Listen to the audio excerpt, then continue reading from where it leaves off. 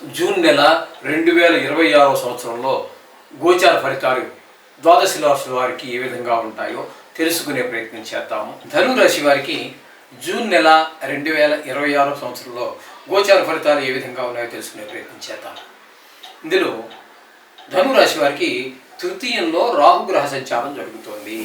తృతీయంలో గోచార రీత్యా రాహుగ్రహ సంచారం చాలా శుభ ఫలితాలు ఇస్తూ ఉంటుంది.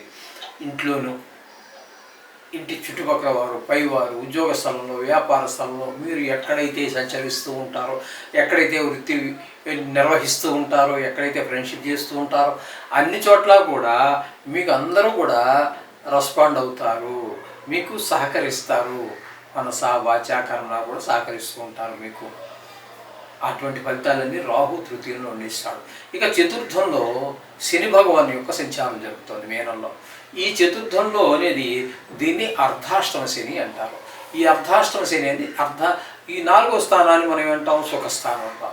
ఆ సుఖాలన్నీ ఇంటిలో అన్నీ ఉన్నప్పటికీ కూడా ఆ సుఖాలను అనుభవించజాలరు. శని భగవానుడు ఎక్కువగా 5 రాసుల్లో ఇబ్బంది పెడుతూ ఉంటాడు. 12 రాసుల్లో 5 రాసులు మరీ ఎక్కువ. చతుర్థము అంటే 4వది, 8వది, 7.5 అంటే 7 నాటి శని అంటారు. ఆ 3 రాసులు వెళితే అక్కడ మీకు వస్తుంది. ఆ 7 రాసుల్లో ఎక్కువ ఇబ్బంది పెడుతూ ఉంటాడు. అలాగే ఇప్పుడు ఈ ధనువు రాశి వారికి శని యొక్క ప్రభావం, దుష్ప్రభావం చాలా ఎక్కువగా ఉంది. ఈ విధంగా ఇబ్బంది పెట్టేటువంటి అవకాశం. ఇక కుజుని యొక్క సంచారం తీసుకున్నట్టయితే కుజుడు ఒక 20 రోజుల పాటు పంచమ స్థానంలో మీ పిల్లల యొక్క చదువుల విషయంలో, ఆరోగ్య విషయంలో, స్నేహితుల విషయంలో కొంచెం ఇబ్బంది పెట్టే పరిస్థితి. తదుపరి 10 రోజుల పాటు 6వ స్థానం. ఈ 6వ స్థానంలోకి వచ్చాక ఆరోగ్యం బాగుంటుంది, అప్పులు ఏమైనా ఉంటే తీర్చేయగలుగుతారు, అప్పు కావాలన్న పుడుతుంది. మీరు ఏ పర్పస్గా, ఏ అవసరం నిమిత్తమైతే మీరు ధనాన్ని వేరే వారి దగ్గర రుణంగా తీసుకున్నారో ఆ పని విజయవంతంగా పూర్తి చేస్తారు. ఆ ధనం కూడా సద్వినియోగం. ఈ విధమైన ఫలితాన్ని కుజుడు మీకు 6వ స్థానంలో ఇచ్చేటువంటి ఫలితం. అలాగే గురువు 7వ స్థానంలో 1 రోజు సంచారం. 7వ స్థానంలో ఉండటం మంచిదే, 1 రోజే, దాని కాసేపు పక్కన పెడదాం. మిగతా రోజులన్నీ కూడా 29 రోజులు అష్టమం. అంటే గురుబలం ఈ రాశి వారికి లేదు. తద్వారా పెద్ద దుఃఖము, ధన నష్టము, పరాభవాలు, అవమానాలు జరిగేటువంటి అవకాశం అంతా కూడా గురువుల వల్ల కలుగుతూ ఉంటుంది. అలాగే 7వ స్థానంలో శుక్రుడు ఒక 8 రోజులు, తదుపరి 22 రోజులు అష్టమ స్థానంలో. ఈ శుక్రుడు మీకు 7, 8 రెండు స్థానాలలోనూ 7వ స్థానంలో ఉన్నటువంటి 8 రోజులు మాత్రం మీకు అనుకూలమైన ఫలితాలు ఇవ్వడం, ప్రతికూలమైన ఫలితాలు మాత్రమే ఉంటాయి భార్యాభర్తల మధ్యన.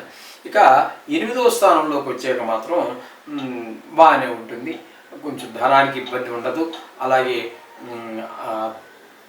మీకు మీ బంధువులు, ఆత్మ బంధువులు కావచ్చు, లేకపోతే ఆప్త మిత్రులు కావచ్చు, వారికి ఎవరికో కొంచెం కష్టం ఉన్నా కష్టాల నుంచి వాళ్ళందరూ కూడా బయటపడేటువంటి అవకాశం కనబడుతోంది. కొన్ని చోట్ల మీకు సన్మానాల్లో అవన్నీ జరిగే అవకాశం కూడా మీకు కనిపిస్తూ ఉంది శుక్రుని యొక్క సంచారం వల్ల 22 రోజుల పాటు అష్టమంలో. అలాగే ఈ సప్తమంలోని బుధుని యొక్క సంచారం 7 రోజులు, 22 రోజుల పాటు జరుగుతున్నది. తదుపరి ఆ బుధుడు 8 రోజుల పాటు అష్టమ స్థానంలో. అంటే ఈ 2 చోట్ల కూడా మంచి ఫలితాలనే ఇస్తూ ఉన్నాడు బుధుడు.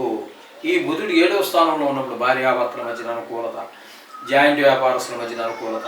8వ స్థానంలోకి వచ్చిన తర్వాత మంచి శుభవార్తలు వినటం, ధన లాభం, కొన్ని చోట్ల సన్మానాలు, ఇవన్నీ పొందేటటువంటి అవకాశం కూడా మీకు స్పష్టంగా గోచరిస్తూ ఉన్నది ఇక్కడ.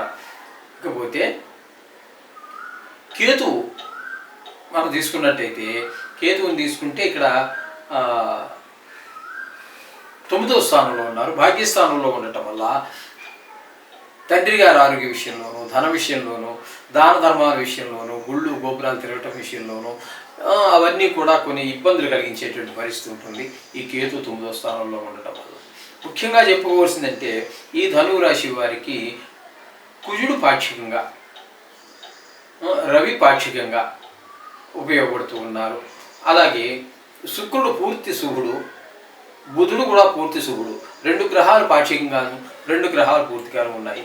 అలాగే వీరికి ముఖ్యంగా రాహు, శని, అలాగే కేతువు, ఈ 3 గ్రహాలు చాలా ఇబ్బంది పెట్టేటువంటి పరిస్థితి ఉంది. కాబట్టి ఈ రాహువుకి సంబంధించి అమ్మవారు, ఏ అమ్మవారి గుడైనా పర్వాలేదు, అమ్మవారి గుడికి వెళ్ళండి.